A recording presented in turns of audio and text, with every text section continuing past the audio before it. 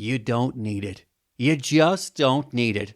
Are we talking about something in the movie we're discussing, or our podcast in general? You decide on this bite-sized episode of Written Off.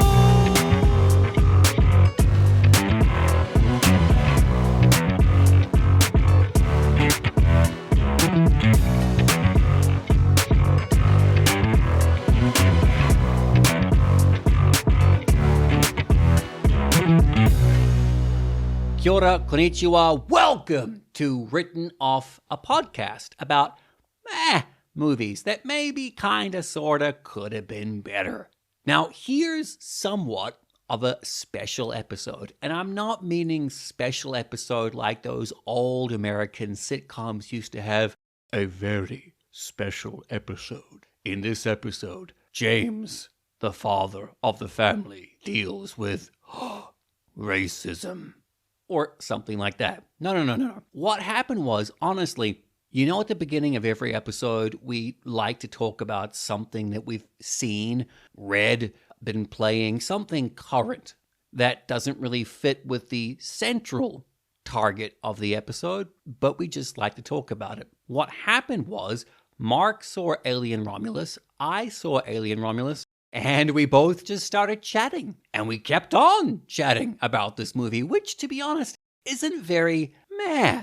I mean, it's got issues, but then again, what movie doesn't? So all this to say, we thought we'd just make this its own episode and have a talk about it. Now, what's interesting is by the time this episode is out, the movie's been out for ages, right? Well, I mean, ages. What, a year and a half, whatever. So what you're hearing is our cinema opinions, something that you've seen in the cinema, you're fresh from it basically, like a couple of days out, and then you just start to talk about it with your buddy. Stay tuned, if you like, after the episode to hear my thoughts about this movie now, with a bit of distance and another viewing, and just how, as always, the pop culture landscape, or even just the sci-fi movie landscape has changed. Just a smidge.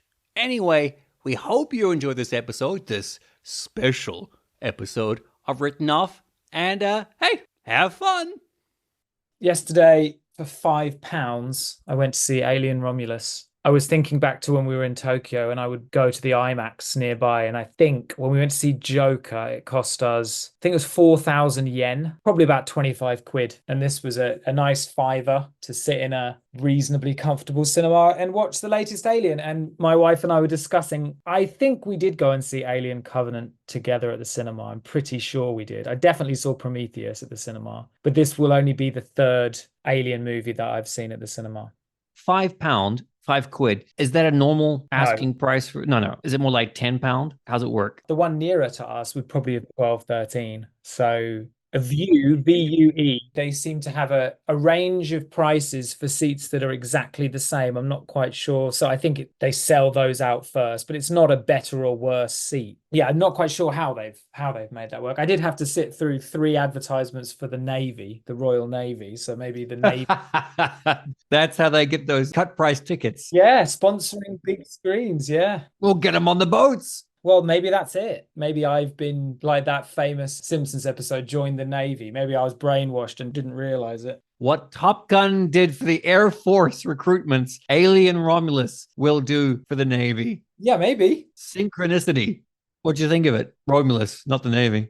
Yeah, we watched Alien the night before and we got most of the way through Aliens yesterday after we'd seen it. What did I think of it? It's difficult. It's difficult. I liked the middle third or the second quarter.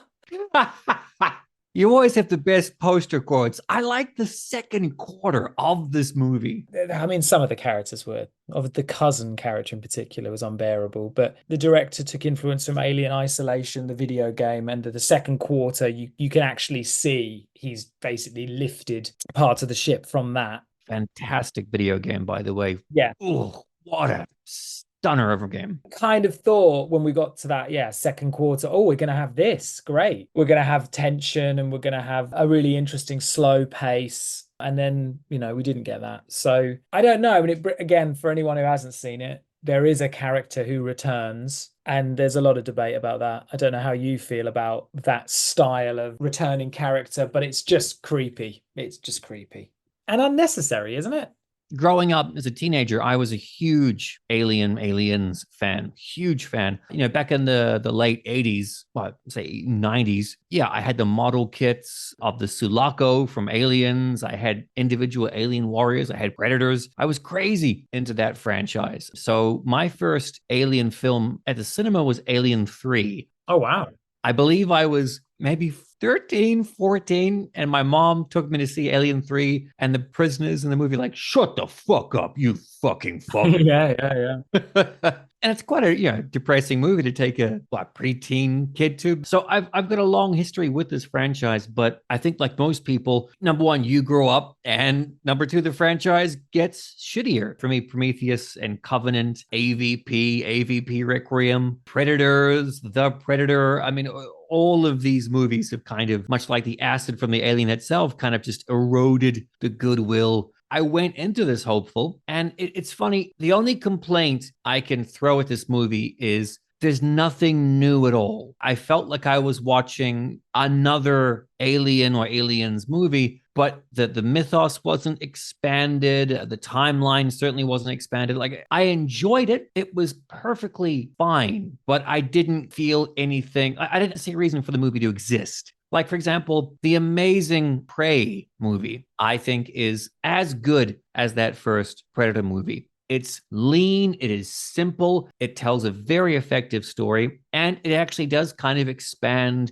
and it even helps to grow the whole Predator lore, or whatever you want to call it. This movie, I was like, oh, okay, this is the alien part, and here's the aliens part. And there's the little sting music from Prometheus. The whole ending was Alien Resurrection. And then someone actually asked the director, like, yo, you do realize that your ending is the same as Resurrection? And he's like, yeah, I didn't notice that until my son pointed it out to me. It's like, dude. Like I said, that second quarter, I felt we were going somewhere that really, really would harken back to the first one. And you've got room to expand it, but keep the narrative tight. And then it's just, member berries all over the place.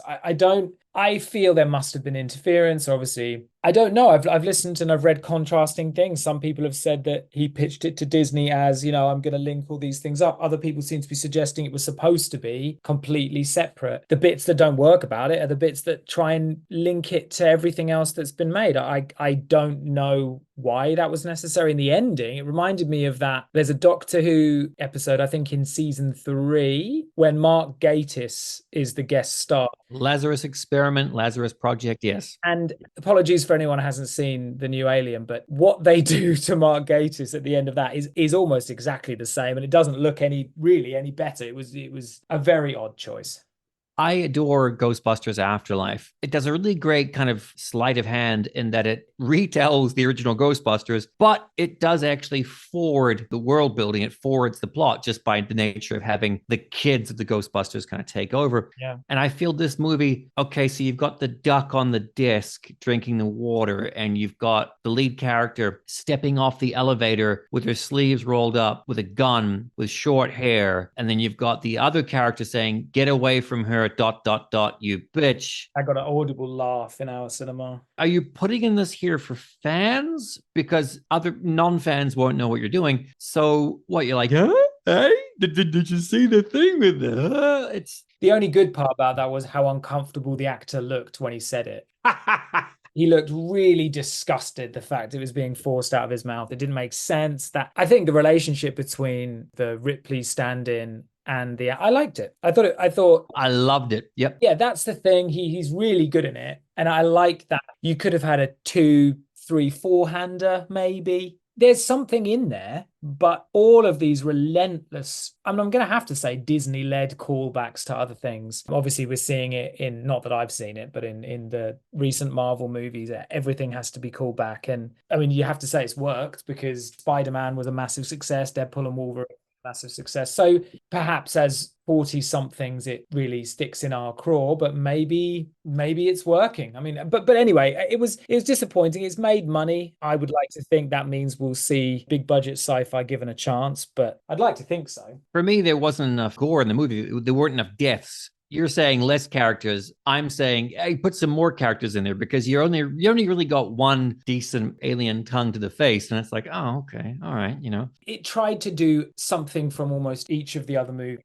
But it was a bit of a mess. And unfortunately, it's got worse. The last quarter, it was people laughing out loud in the cinema, as I say. And there was just kind of a shrug as people got up, which is a shame. It is a shame because, design wise, it looks great. The aliens look fantastic. Hey, practical effects all the way. The actual ships were miniatures, which is amazing. The aliens were mostly animatronic, and a dream team. Like I've been saying this on threads, I'm a huge practical effects fan. This movie has the dream team of practical effects. It's got Legacy Effects, which is Stan Winston's old crew members. They're doing the animatronic aliens. You've got Weta Effects doing the face huggers. You've got Studio Gillis doing the chest bursters. And then you've got Phil Tippett as well, Tippett Studio doing the stop motion rat effects. And you've got ILM coming in here with the CGIs. It's wonderful, wonderful. You could see a fan cut of this where it's sort of boiled down and focusing on the main elements. It's just a shame because a lot of great people have worked on it and you can see it. It's been lovingly done. One thing I will say, just as a writer, so the scene, I've forgotten the lead character's name. Is it Callie or is that the actress's name? Anyway, basically, she has a moment where she can escape. She can get out free. Yeah. And her brother, the android, is lying way back down on the lower floor, malfunctioning. And she makes a choice to get off the elevator, go in the lion's den, so to speak, to rescue her brother. And I thought the movie had done a fantastic job of making that believable. Quite often in horror movies especially, a character has to make a stupid decision to save someone, if only to start up the climax. Most of the time, I'd say 98% of the time, it is forced. It is not earned. It's just like, And James Cameron's Aliens, he does it perfectly because she has to go back for Newt. She has to go there, and it works. And this works just as well. I was really impressed that the movie had done the legwork to build their relationship and to make you feel, well, there's no way she'd leave him behind. Yes, he's an android. Yes, he's malfunctioning. Yes, she's going to die. Yes, the aliens won't even touch him because he's an android, but still she's got to go back. It was touching. Yeah, it was. They are the best partnership since Ripley and Newt, for sure. You've got that. And as you say yourself, it's not easy. So lean on that. You don't need what you think you need. They kept a lot of that out of the trailers. The returning character was kept out of every trailer that I saw. I didn't know they were going to be there. And they are the main antagonist, which, we could talk about the ethics all day, but I was against it when I saw it because that could have been any character, because that character is playing a non-human and you could have got any actor to play a different non-human. But I was reading an interview with the director and he quite rightly said, look, I got permission from the estate. I talked to his wife. His wife said that in the last 10 years, he felt shut out from Hollywood. He would have loved to have come back and have done Alien. And yes, I could have got an actor to play a character. It took 45 people to operate this animatronic. Yeah, 45 people. Wow. And so it's like he fully backed up his choice. So now I've swung to the other side and be like, hey, you know what? Why not? I think the egregious line callback is the worst part. That's the thing. It's okay, if you're going to do it, let's have it drive the story forward in a way that you wouldn't maybe anticipate. And the ties into, well, we could talk about it all day. The ties into Prometheus and the abomination that's formed because of that. You don't need it. And the thing is, I think Giga's design for that alien, can we say best design of any, well, I was going to say Alien, but really, is it just the best design in cinema for any antagonist? It has to be up there. It's got to be top 3. It has to be. If not number 1. I mean, even though we've seen it to death, yeah. If you saw that at Comic-Con, you'd be like, it's the alien. No matter what, if you were in your house and you rounded the corner and in your hallway, it was there, you would die of fright. Yeah, it's perfect. Yeah. It is a perfect antagonist, yes. And that's the problem, is that whenever they try and reinvent the wheel or twist the wheel or make it, it's like T-Rex from Jurassic Park, isn't it? Everyone wants to see that, but we need to reinvent it. We need something new and exciting. Every single time they do it, it falls flat on its ass because you can't beat it. I don't know why you'd try. But anyway, I wouldn't say it's a complete write-off, as we've discussed. There's quite a lot in it that needs to be applauded. I wish it hadn't have been so desperate to attach itself onto the other films. because it gets so much right, as you said. That's why it's annoying, yeah.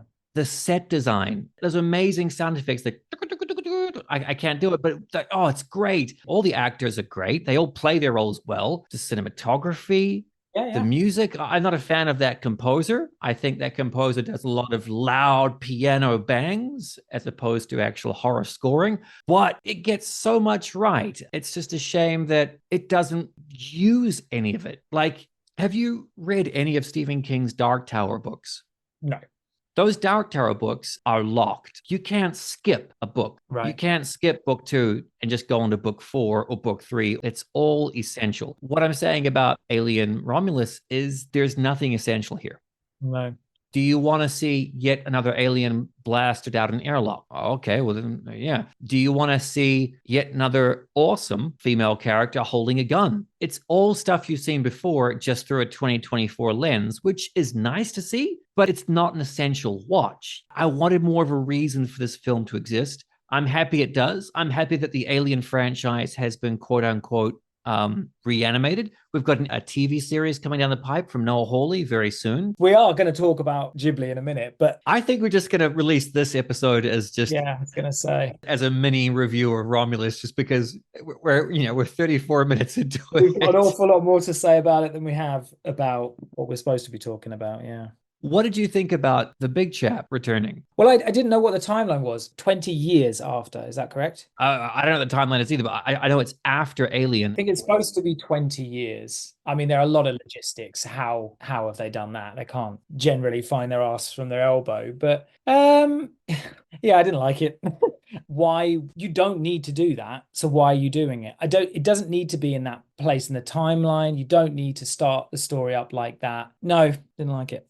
And now when you watch the end of Alien and Sigourney blows it out the airlock so triumphantly, you're like, well, it's not dead. It's just going to chill out in space for a decade or whatever. And then it's going to come back. Yeah, it's going to kill some people. Then it's also just going to die off screen. So it comes back and does stuff, but you don't see it. And the end result doesn't really affect too much. So it's a resurrection of a character from the first film, much like the other character we've been talking about, but both are somewhat ineffectual about what they have to say. I mean, somebody mentioned, Alien 3, Alien Resurrection, probably on balance are failures, but they're interesting hits by quite interesting directors. That trend, I can't remember who said it, but it would be wonderful if that trend had continued / maybe it can continue now. And you mean the trend of hiring really outside of the box directors to direct? You've got Jean-Pierre Jeunet for number 4. You've got David Fincher pre-7 directing Alien 3. Yeah, but that's also, I think that was more the Brandywine team, the producers, who kind of championed that. They were always on the lookout for new and unique voices. I think probably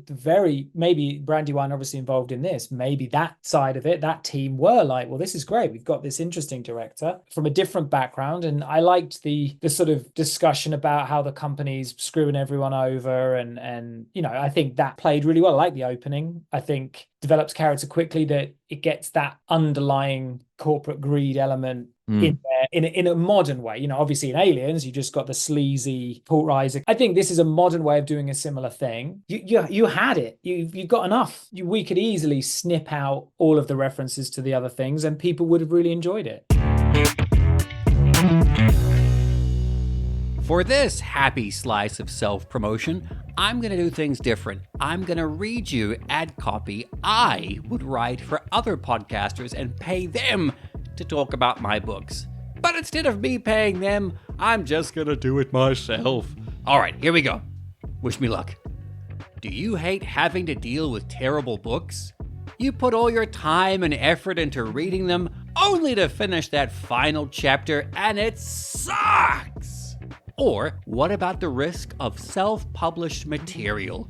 Who here hasn't been burned by picking up an indie book only to be assaulted by poor formatting and spelling mistakes on every damn page? That's why I recommend Momo and Matsu by Bradley Freeman.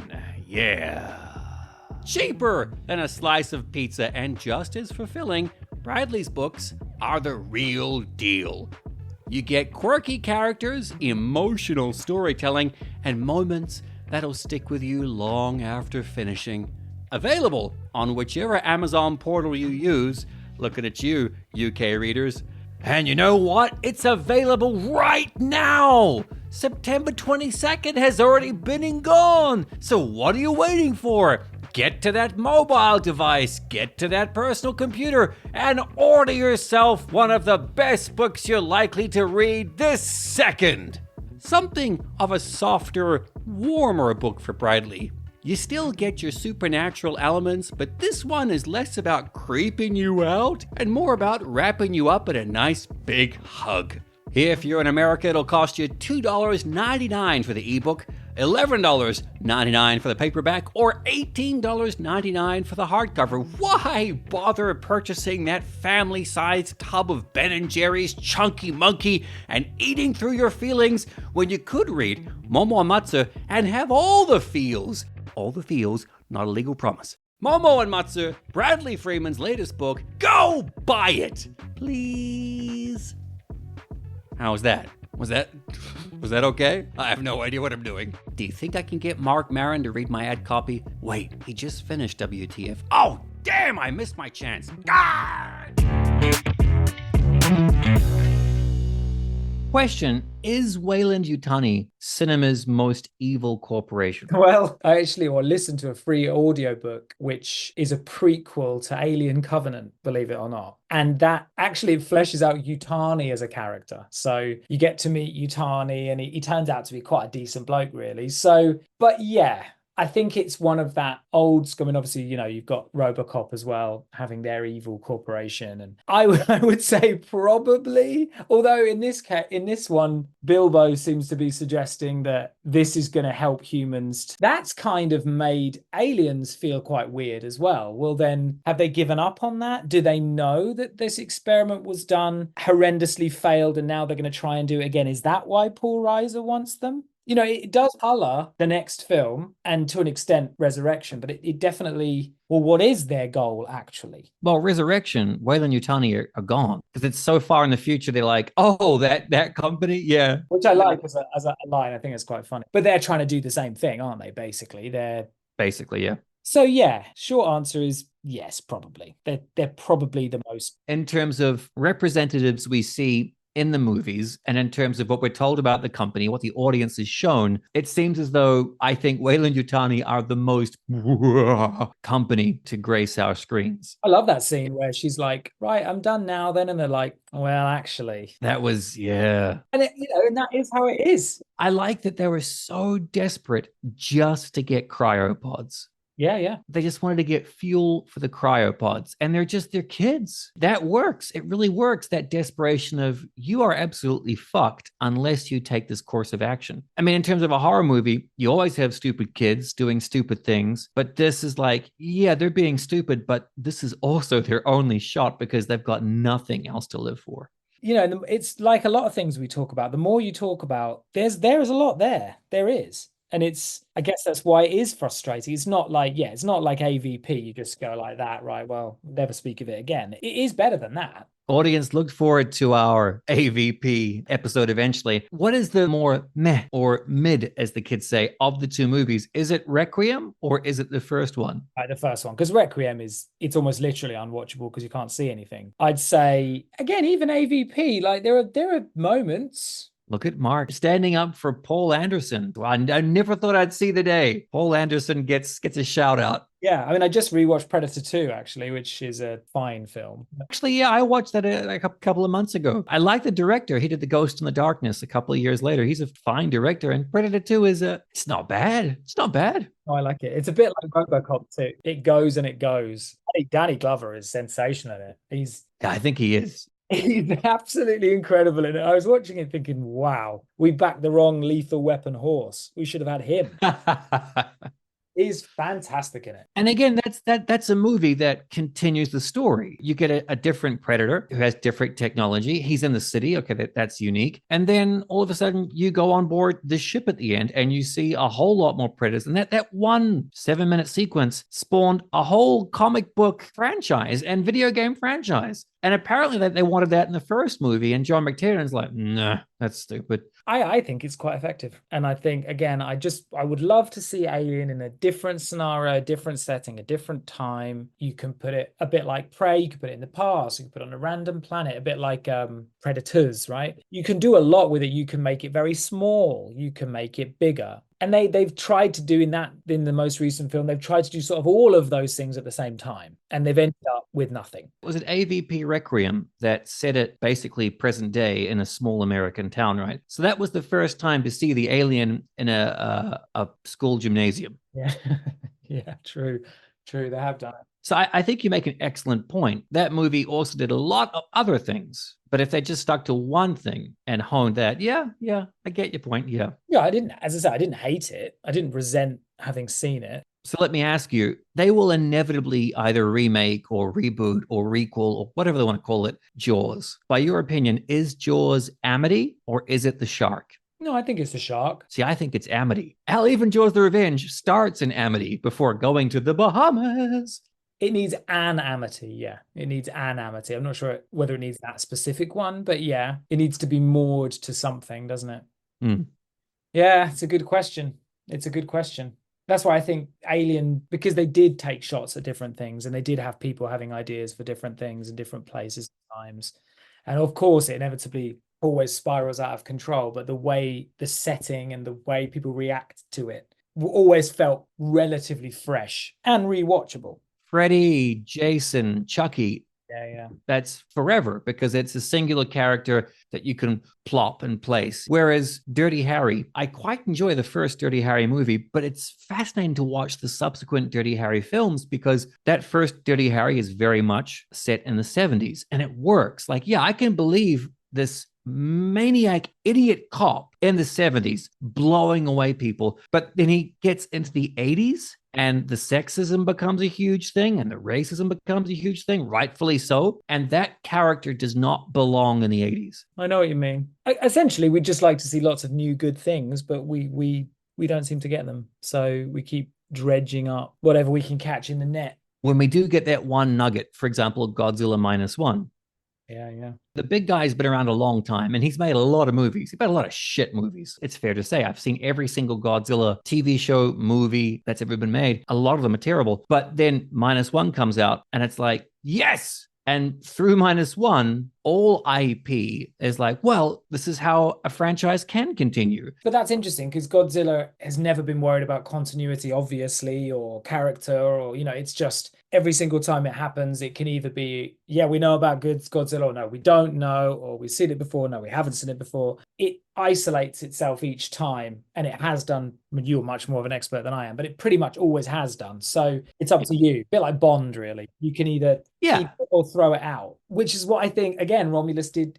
It didn't need to do what it did. It can be its own thing and still have echoes. It's fine. But it was determined, and Disney generally is determined to get that timeline that fits, and everyone can go back and check their reference books and see, oh yeah, I remember that line. And it must be a nightmare to write once you get into the did I say that in the last one? Well, no, because Ripley says that in that one. Oh, that's probably all right. Is it all right? Yeah, it's fine. God, I dread to think what it must be like. I like that the director, Fede Alvarez, was really honest. He said, well, the reason I've split it between Alien and Aliens is because I love that art design, the set design, the sound effects, that world. When you go further into Resurrection, it all changes. So I get it. Like, oh, okay, yeah, he likes, yeah, it's the same thing. Like if I was going to do a Ghostbusters, I would want to set it in a period where the tech is the tech and it doesn't really kind of evolve past that. Yeah, now you make me think about something like Blade Runner 2049, which was, came out of nowhere and surprised a lot of people.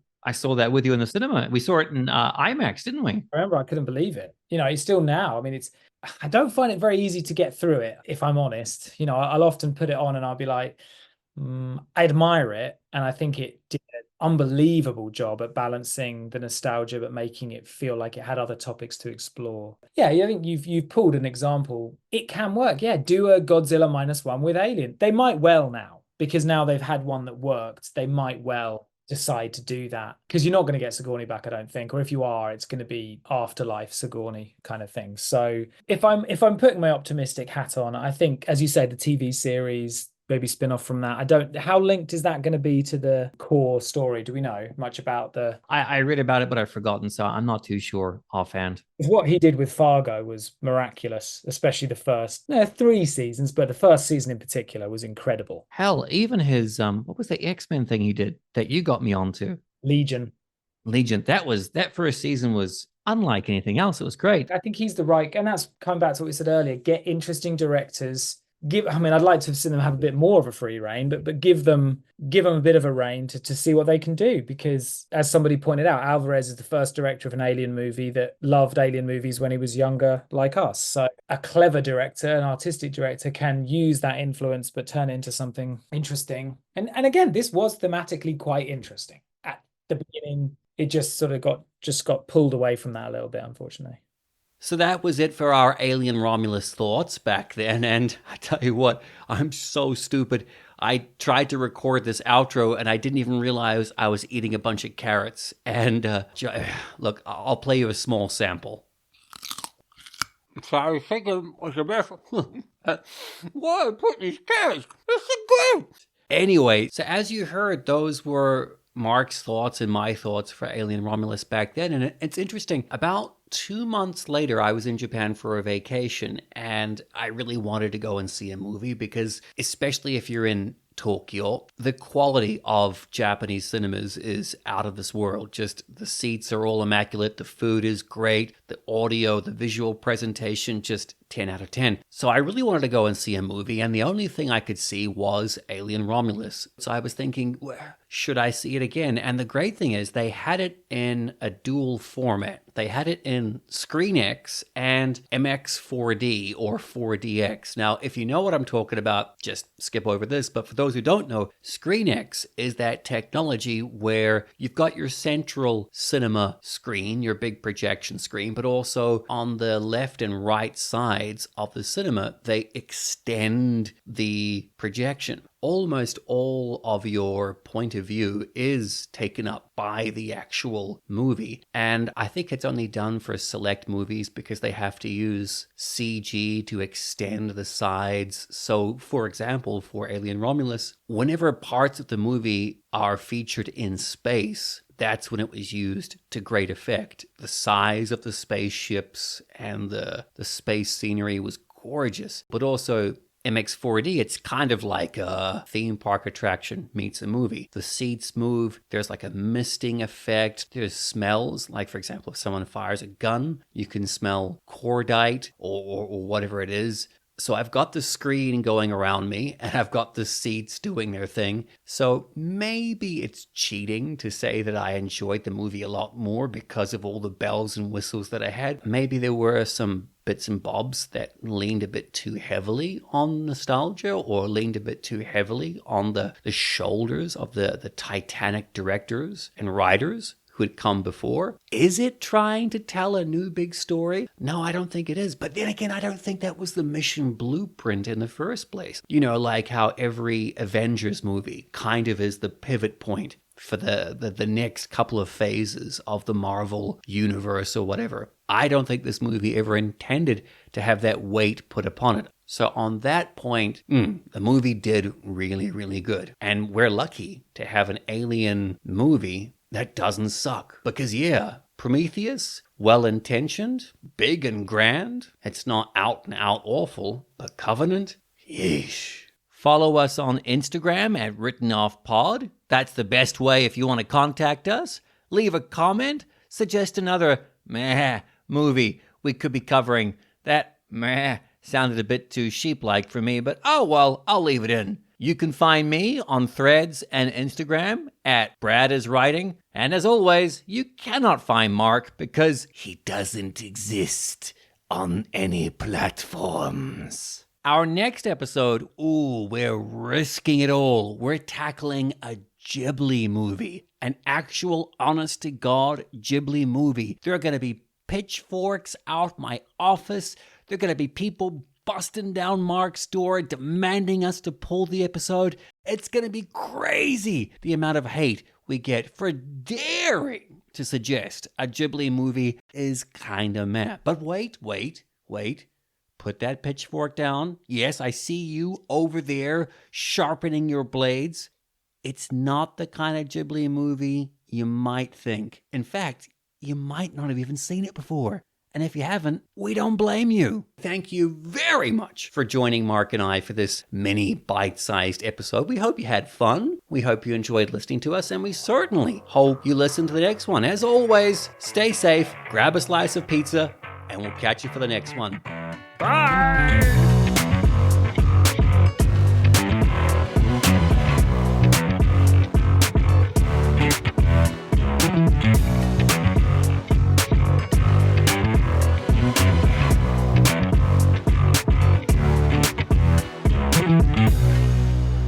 Written Off is hosted by me, Bradley Freeman, and Mark Tasker. It's produced by the both of us, and it's edited by me. Our theme music is by Skane, and our artwork is by Sketchfro. This has been a Pugnacious Podcast production.